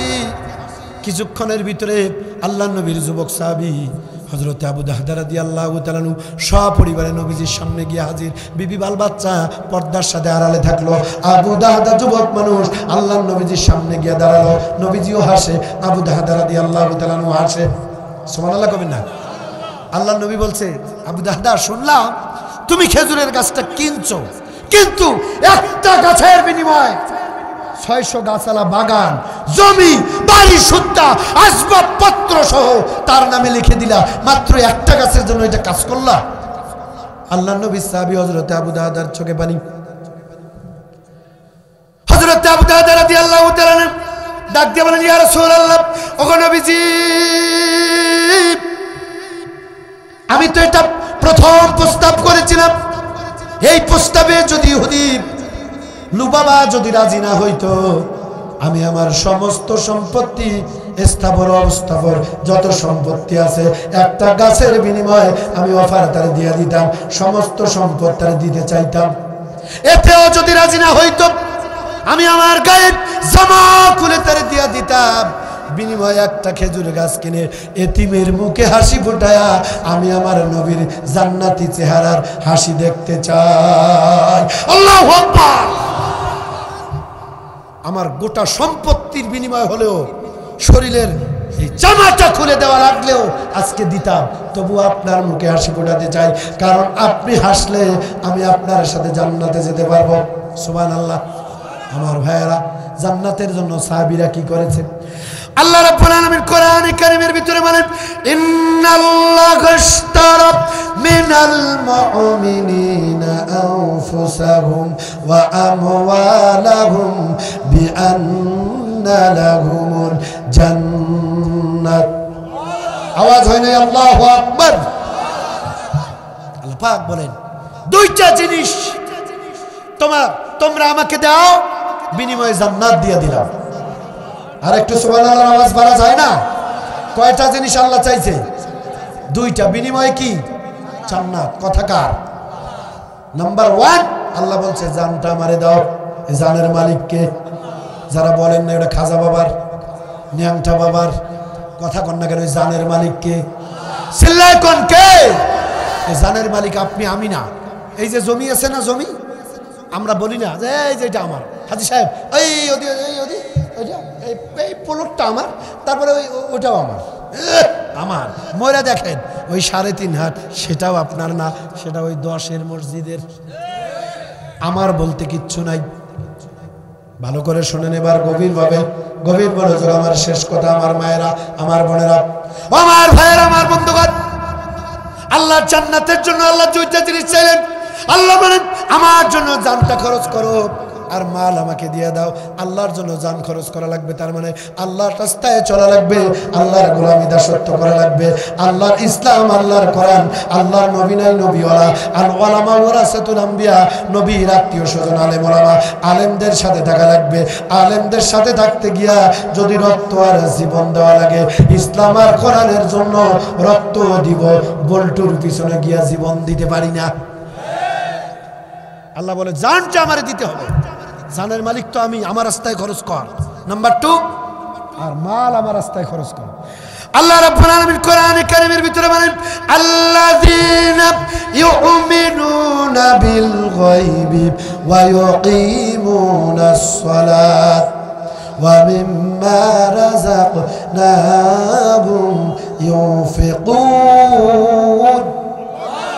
অদৃশ্যের প্রতি যারা ঈমান এনেছো, তোমার 1 নম্বর কাজ নামাজ, নামাজ, নামাজ, নামাজ আদায় করবা। এরপরে আমি যে রিজিক তোমাদেরকে দিয়েছি আমার রাস্তায়, মসজিদ, মাদ্রাসা, এতিম, বিধবা, অসহায়, গরিব, এরকম করে তুমি দান সাদকা করবা। কথা কার? আমার ভাইরা, শেষ করে দেবো, উঠাউটি করবেন না, এক্ষণে মোনাজাত দিব। মা কার কার মারা গেছে হাত তোলেন তো। মা নাই, মা হারা, এতিম কারা?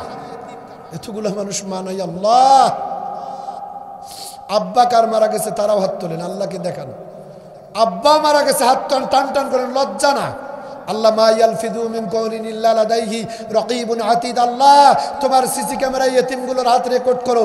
আয় আল্লাহ, এই কোরআনের জন্য গভীর রাত বসে থাকলো, ইয়া আল্লাহ কোরআনের সম্মানে তাদের মা বাবার কবরকে মাফ করে দিয়া আল্লাহ রিয়াজুল জান্নাতের টুকরা বানায়া দিও। চিৎকার করে বলেন আমিন, আর জোরে কোন আমিন। আমার ভাইরা, আমি একটা ছোট্ট কথা বলি, আপনাদের 2টা পা ধরছি, একটা লোক উঠবেন না, একটা লোক উঠবেন না, 2টা পা ধরলাম। ছোট্ট একটা কথার, আব্দুর রশিদ যদি এখন মঞ্চে মারা যায়, এই মুহূর্তে আমার যদি মৃত্যু হয়, এই সুজন ভাই বসেন, এ ভাই হাসি না, এ ভাই আপনার এখন চোখে পানি আসবে, আমার এই কথার জবাব দেন। আমি আব্দুর রশিদ এখন মারা যেতে পারি, কথা বলেন তো। কেমন কথা, একটা কথারও জবাব দেয় না। কি আমি মারা যেতে পারি না? না, আপনি তো মরবেন না। আপনি কোন কায়দায় মরবেন? আপনার বাপের টাকা পয়সার অভাব আছে, আপনার ক্ষমতার অভাব, আপনি দলীয় পাওয়ারের লোক, এখন ক্ষমতায় আছেন, আপনি তো মরবেন না। মরবেন? মরবো না, কথা বলেন, মরবো না। কারা কারা মরবো? আল্লাহকে হাত দেখাই তো, মরবো কারা? সবাই তো মারা যাবো, ঠিক কিনা? এ বিশ্বাস আমাদের আছে না নাই? 100% না আরো কম? হাত নামান। একটা লোক বলছি, পা ধরছি, আপনার উঠাউটি করবেন না। আপনার 2টা পা ধরে বলছি, উঠবেন না, আপনার উপকার হবে। আমার কথা শুনেন, আমাকে দিয়ে উদাহরণটা দিচ্ছি, এটা আমারও যেমন হতে পারে, আপনারও সেম টু সেম হতে পারে। কিরকম? ধরেন আমার এখন মৌত হয়ে গেল, এখান থেকে আমার লাশ লালমনিরহাট একটা গাড়ি ভাড়া করলে, একটা অ্যাম্বুলেন্স, হুজুর আপনি বলবেন মিনিমাম কয় টাকা লাগতে পারে? আনুমানিক একটা বলেন একজন। কয় হাজার? 2000? কয় কি হুজুর? 5000 অ্যাম্বুলেন্স যাবে না, কখনো যাবে না। আচ্ছা ধরলাম 10,000, 10,000 মানি ধরলাম আমরা 10,000। আচ্ছা এই 10,000, ভাই ভাইজান গল্প না, ভাইজান এত দামি কথা বলছি, আপনি টেরও পাবেন আমি কি বলতে চাচ্ছি এখন, আমি কি বলতে চাচ্ছি এখন। বিবেকবানরা কান লাগান। লাস্টে আপনি 10,000 টাকায় বাড়িতে মনে করেন আপনার না পাঠালেন, এখানে গন্ডগোল হচ্ছে কেন? হুজুর, এই হুজুররাই দেশ খাইলেন। এমনি মানুষ হুজুরকে সম্মান দেয় না। এই হুজুর, কেন আমার ভয় লাগে না? আমি তোর উস্তাদ না মিয়া। এই হুজুরগুলার উস্তাদকে, এরা কোন মাদ্রাসার ছাত্র? ওনার উস্তাদ থাকলে আপনি আমার সাথে দেখা করবেন, এগুলোর নিয়ে মাদ্রাসায় সেই দেওয়া দিবেন কিন্তু আজকে। আমাদের দেখে মানুষ শিখবে, আমরা যদি ডিস্টার্ব করি তো মানুষ কি করবে? শোনেন, 10,000 টাকা ধরলাম, লাশটা আমার এখান থেকে বাড়িতে যাওয়া লাগবে, আপনারা না দিলেন, এত টাকা দিয়ে ওর বাবা হুজুরের লাশটা পড়ি থাক, ধরেন একটা কথা। কিন্তু আমার তো গাড়ি আছে, আমার ড্রাইভার আছে, এই যে আমার রেকর্ডম্যান, আমার শ্রদ্ধেয় বড় ভাই হাফেজ মানুষ, তেনারা যেমন করেই হোক আমার ওই গাড়িতে করে আমার লাশ কিন্তু নিয়ে যাবে। কথা বলেন না কেন? আমাকে দিয়ে উদাহরণ দিচ্ছি, মনে করেন না যে এই ঘটনা আপনার জীবনে আসতে পারেন না। এখন যেখানে বসে আছেন এখানেই মৃত্যু হতে পারে। আমি একদিন সিরাজগঞ্জের সদর উপজেলায় ওয়াজ করতেছি, আমার সামনে বসা এক মুরব্বী, নাম আমার নামে নাম আব্দুর রশিদ, আমার নামে নাম, আমার সামনে বসে ওয়াজ শুনেছে, মাহফিলে 100 টাকা আমার এরকম সামনে এসে দানও করছে। কিছুক্ষণের ভিতরে লোকটা এখানে কেন জানি পড়ে গেল, কয়েকজনে ধরে, পাশেই 5 তলা বাড়ি, প্যান্ডেলের সাথেই ওনার বাসা 5 তলা, র্যাব অফিসের সাথেই মাহফিলটা ছিল আওয়ামী লীগের আমলে। আমি যে আলোচনা সেখানে করেছিলাম, সবাই বলছে আজকে হুজুরের যাওয়া খরাইছে। আমি কইছি আমার আল্লাহ যদি আমার নিয়ে যায়, র্যাব কেন আর 14 গোষ্ঠী আমার একটা মোষও তুলতে পারবে না, পারেও নাই। আল্লাহ আমারে পৌঁছাই দিছে। ওই আল্লাহর প্রতি ঈমান নিয়ে অবিচল নিয়ে ইস্তেকামাত করুন, বিপদ মুসিবত এগুলো ব্যাপার না আসতে পারে, আল্লাহই উদ্ধার করবে, ঠিক কিনা? আমি যে কথা বলছিলাম, আমার নামে নাম মুরব্বী 5 তলায় নিয়ে গেছে, অ্যাম্বুলেন্স ডাক দিছে, সদর হসপিটালে নিবে, অ্যাম্বুলেন্স বাড়িতে আসার আগেই ইন্তেকাল করেছে। এটা আমার দেখা, আমার দেখা, আমার দেখা। সুতরাং হাসবার বিষয় নয়, যেখানে বসে আছেন ওখানেই লাশ হতে পারেন। কথা বলেন না কেন, ঠিক কিনা? ধরে নিলাম লাশটা আপনারা আমার পাঠালেন না, ওনারা কষ্ট করে, আমার ড্রাইভার, আমার রেকর্ডম্যান, আমার কষ্ট করে লাশটা বাড়িতে নিয়ে যাবে। জবাব দেন তো, আমাকে যখন বাড়িতে নিয়ে যাবে মাওলানা আব্দুর রশিদ, নিশ্চয় আমার বাড়ির সব থেকে দামি রুম, দামি খাট, সব থেকে দামি জাজিমের বিছানা যেটা, ওইখানে নিয়ে আমারে শোয়াই দিবে, ঠিক না? শোয়াবে, আপনারা শোয়াবে, আর বাড়িতে নিবে না। বাড়ির বাইরে একটা ভাঙ্গা চকি, আহা, ভাঙ্গা চকির উপরে শোয়া রাখবে। এই চকিতে একটা শপ থাকবে না, কম্বল থাকবে না, একটা বেডশিট থাকবে না। আহা, আপনারা আমারে শোয়াই দিয়া এই বোতামগুলো খোলার টাইম নেবে না, কেসি দিয়া ক্যাশ ক্যাশ করে কেটে দিবে। হাসার কথা বলছি না, একটু বিবেক বানেরা খুব গভীরভাবে চিন্তা করেন। জীবনে আজ হোক কাল হোক, এই জীবনে এই ঘটনা আসবেই আসবে। কথা বুঝে থাকলে বলেন ঠিক কিনা? আপনার আমার জামা কাপড় খুলে দিয়া বাড়ির ভাঙ্গা একটা চকি বাড়ির বাইরে খুলিতে উঠানে বের করে সেখানে শোয়াই দিবে। বাড়ির একটা দুর্গন্ধযুক্ত চাদর এনে আপনাকে আমাকে লাশটা ঢেকে রাখবে। দুর্গন্ধযুক্ত একটা মশারি এনে লটকাবে। কেউ আর এসে বলবে না ডাক্তার সাহেব, মাস্টার সাহেব, ইমাম সাহেব, বক্তা সাহেব কোথায়, কেউ বলবে না। বন্ধু বান্ধব, আত্মীয় স্বজন, হিতাকাঙ্ক্ষী সবাই আসবে আর বলবে লাশ কোথায়, লাশ লাশ লাশ। এ ভাই কথা বলে না কেন? লাশ দেখতে আসবে সবাই, আর বক্তা বলবে না মাওলানা আব্দুর রশিদ, মাওলানা আব্দুল খালেক, মাস্টার আব্দুল সত্তার, অমুক তমুক doctor, master barrister, police, army, সেনাবাহিনী, আর বলবে না, বলবে লাশ কোথায়, লাশ লাশ। আপনার আপনজন, আমার আপনজনের ভিতরে কেউ বা যাবে কাপড় কিনতে, দোকানের সব থেকে মার্কিন 3টা টুকরা কাপড় পুরুষ, 5টা টুকরা কাপড় মহিলা কিনে আনবে, পানিতে চুবায় আর ওদের শুকাতে দিবে। কেউ বা বাঁশ কাটতে যাবে, কেউ বা কোদাল পাশুন নিয়ে আপনার আমার জীবনের শেষ ফ্ল্যাট, শেষ ঠিকানা, জীবনের চূড়ান্ত বাড়ি, সেই বাড়িটা বানাতে যাবে ওই আম গাছের নিচে, অন্ধকার বাজারের ভিতরে, মসজিদের পাশে, কেন্দ্রীয় কবরস্থানে আপনার আমার বাড়িটা বানাবে। আত্মীয় স্বজন আপনজনেরা কাঁদবে। কয়েক টুকরা বড়ই পাতা ছিঁড়ে পানিতে দিয়া, হালকা জাল দিয়া, জীবনের শেষ গোসলটা করায়া, আতর গোলাপ জল দিয়ে সুগন্ধ লাগায়া, 3 টুকরা কাপড় দিয়ে পেঁচায়া, সাদা কাপড়ের টুকরাগুলা দিয়া কানের ছিদ্র, নাকের ছিদ্রগুলা বন্ধ করে দিয়া, ওই মার্কিন কাপড়ের ভিতরে চকলেটের মতো পেঁচায়া লাশ বানায়া শোয়া রাখবে। বাবা কাঁদবে খাটুলি ধরে, মায়ে কাঁদবে বিলাপ করে। বাবা কাঁদবে খাটুলি ধরে, মায়ে কাঁদবে বিলাপ করে। ছেলে মেয়েরই কান্না শুনে, ছেলে মেয়েরই কান্না শুনে কাঁদবে এলাকাবাসী। কার পিছনে তুমি ছুট সরে দিবা রাতি পাগল মন, কার পিছনে তুমি ছুট সরে দিবা রাতি। ভেবে দেখো কেউ হবে না তোর, ভেবে দেখো কেউ হবে না তোর ওই কবরের সাথী। কার পিছনে তুমি ছুট সরে দিবা রাতি অবুঝ মন, কার পিছনে তুমি ছুট সরে দিবা রাতি। শত শত বসত ভিটা কইরা রঙিন দালান কোটা, সব সারিয়া যাইতে হবে, সব সারিয়া যাইতে হবে দিয়া একদিন ফাঁকি।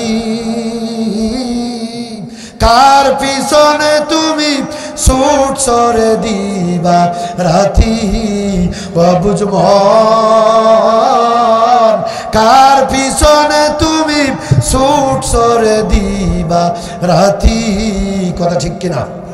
সুন্দর নারী টাকা করি এই দুনিয়ার বাহাদুরি, সুন্দর নারী টাকা করি এই দুনিয়ার বাহাদুরি। থাকবে না রে এসব তোমার, থাকবে না রে এসব তোমার, যাবিরে যেদিন চলি। কার পিছনে তুমি ছুট সরে দিবা রাতি পাগল মন, কার পিছনে তুমি ছুট সরে দিবা রাতি। ভেবে দেখো কেউ হবে না তোর, ভেবে দেখো কেউ হবে না তোর ওই কবরের সাথী। কার পিছনে তুমি ছুট সরে দিবা রাতি। ঠিক কিনা আমার ভাইয়েরা? আপনার আমার গোসলটা হয়ে যাবে, নাকের কানের ছিদ্রগুলা সাদা কাপড়ের টুকরাগুলা দিয়া বন্ধ করে দিয়া, তিনটা টুকরা কাপড় দিয়া পেঁচায়া মসজিদের ইঞ্জিন বিহীন বিমানটাতে শোয়া এবার জানাজা করে কানতে কানতে কবরের ভিতরে নিয়ে যাবে। ওই কবরের মাটি, ডানে মাটি বামে মাটি নিচে মাটি, ওই কবর অন্ধকার অন্ধকার অন্ধকার। ওই গহীন কবর এই শীতের দিনে সাথে ঠান্ডা মাটির উপরে আপনাকে আমাকে ফেলায় দিবে রে মুসলমান। একটা কম্বল দিবে না, একটা লেপ তোশক বালিশ দিবে না, একটা গ্যাস লাইট পর্যন্ত দিবে না। ওরে মুসলমান আমার ভাইয়েরা ও আমার মা বোনেরা, আজ হোক কাল হোক ওই কবর কিন্তু আমাকে ডাকতেছে, আপনাকে ডাকতেছে। তওবা করুন, আল্লাহর কাছে তওবা করুন। নামাজ পড়েন না, নামাজ পড়ুন, নামাজ নামাজ দান সাদকা করবেন, মা বোনরা নামাজ পড়বেন, ছেলে মেয়ে নামাজের দাওয়াত দিবেন, মহিলারা পর্দা করবেন। রমজান মাস সামনে আসতেছে। আল্লাহুম্মা বারিক লানা ফি রজব ওয়া শাবান ওয়া বাল্লিগনা রমাদান, আল্লাহুম্মা বারিক লানা ফি রজব ওয়া শাবান ওয়া বাল্লিগনা রমাদান। রমজান আসতেছে, রমজানে যেন আল্লাহ আর কয়টা দিন হায়াত দাও ইয়া রব্বে কারীম, পবিত্র রমজানের সাথে যেন সাক্ষাৎ হয়। এবছর সুস্থতার সাথে রোজা, তারাবি, তেলাওয়াতে কোরআন, জিকির আজকার আমল যেন করতে পারি। আল্লাহ তুমি এই তৌফিক আমাদের দান করে দিও, মা বোনদেরকে দিও। মুসলমানের মতো হুঙ্কার দিয়ে বলেন তো আমিন, আর জোরে কোন আমিন। ও ভাইজান, এই যে কত জামা কাপড় খায় দিয়েছেন, একটু চিন্তা করেন। মাথায় টুপি, হাত মোজা, পা মোজা, কান দেখেছেন ওই মা জননী, জনম দুকুনি মা, ওই আব্বা জান কবরের মাটিতে রেখে আসছেন, কতদিন হলো একটা কম্বল দিতে পারেন নাই, মাকে একটা বালিশ দিতে পারেন নাই। কোন এতিম আছেন আপনার বাবার কবর মায়ের কবর আমার আল্লাহ জান্নাতের চাদর বিছায়া দিবে। কোন এতিম মা দরদি আব্বা দরদি আমি দেখতে চাই। আল্লাহর ঘর মসজিদের জন্য 5,000 2,000 1,000 টাকা একটা করে 1,000 টাকা নগদ কারা দিবেন। নিজের জন্য মায়ের জন্য বাবার জন্য মা বোন আছেন হাজার হাজার মা বোন, ও আমার ভাইরা 1,000 টাকা করে নগদ আল্লাহর ঘর মসজিদে নগদ কারা দিবেন। একটা লোক উঠবেন না, টাকা না দেন, মোনাজাত করে যান শুধু 2-3টা মিনিট আল্লাহর ঘর মসজিদের জন্য। এত মানুষের ভিতরে কোন দানবীর আছেন? একটা মানুষ আসেন। খানায় কাবা কতবার এই 2 হাত দিয়ে ধরেছি, কপাল ঠেকায় কেঁদেছি, আল্লাহ আমার এই 2টা ঠোঁট দিয়া ছোট্ট বয়সে আমার বড় স্বপ্ন ছিল ওই হাজরে আসওয়াদ কালো পাথরে চুমু দেওয়ার। আমার আল্লাহ আমার দুই দিন সুযোগ দিয়েছে, আমি 2 দিন কালো পাথরে চুমু দেওয়ার সুযোগ পেয়েছিলাম আল্লাহর দয়ায়। ওরে মুসলমান, আপনাকে খানায় কাবার 2 হাত আপনার দিকে বাড়াই দিলাম। আল্লাহ রিয়াজুল জান্নাতের ভিতরে আমাকে জামাতের সাথে মাগরিব পড়িয়েছেন। আপনার জন্য দোয়া করব আল্লাহ মৃত্যুর আগে একদিন হলেও যেন মদিনায় মক্কায় নিয়ে যায়। কোন ভাই আছেন একটা 1,000 টাকা মায়ের জন্য আব্বার জন্য দান করবেন। এত এতিম দেখতে চাই, নগদ যারা দিবেন নিয়ে আসবেন, মুসাফা করব। নগদ যদি কেউ দিতে চান চলে আসেন, আপনার সঙ্গে একটু মুসাফা করব। 1,000 টাকা কমপক্ষে 500 টাকা কার পকেটে আছে? 1,000 নাই 500 টাকা আছে নিয়ে আসেন, 1,000 নাই 500 আছে নিয়ে আসেন। এত মানুষ, এত কিপটা, হার কিপটা আপনারা। এতক্ষণ বলা লাগলো, একটা এতিম পাইলাম না।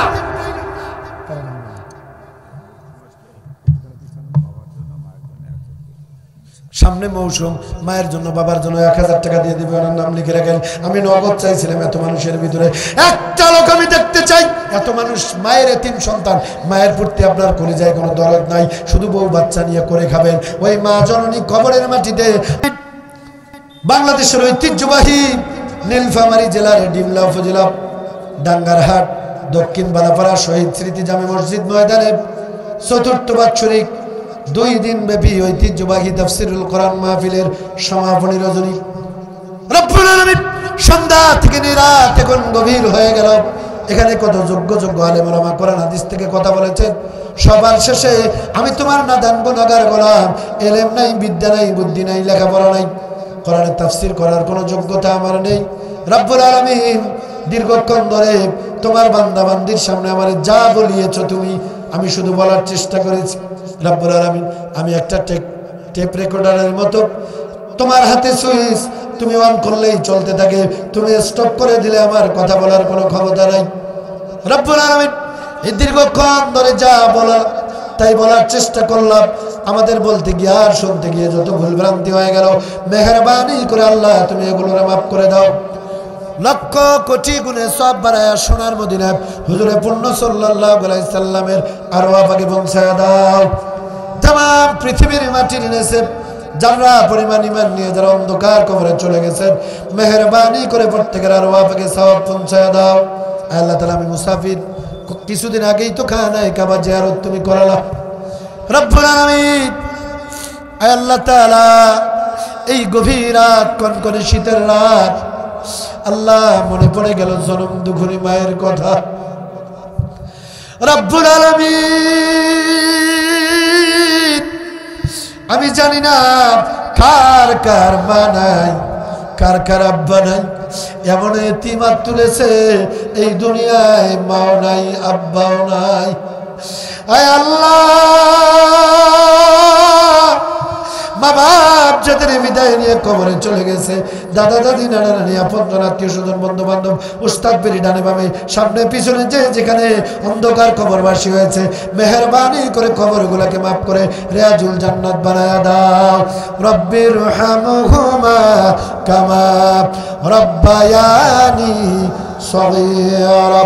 আল্লাহ তাআলা আমাদের মা বাপ যাদের জীবিত আছে, হায়াতে তাইয়্যিবা আছে, হায়াতে কুল্লিয়া দান করে দাও।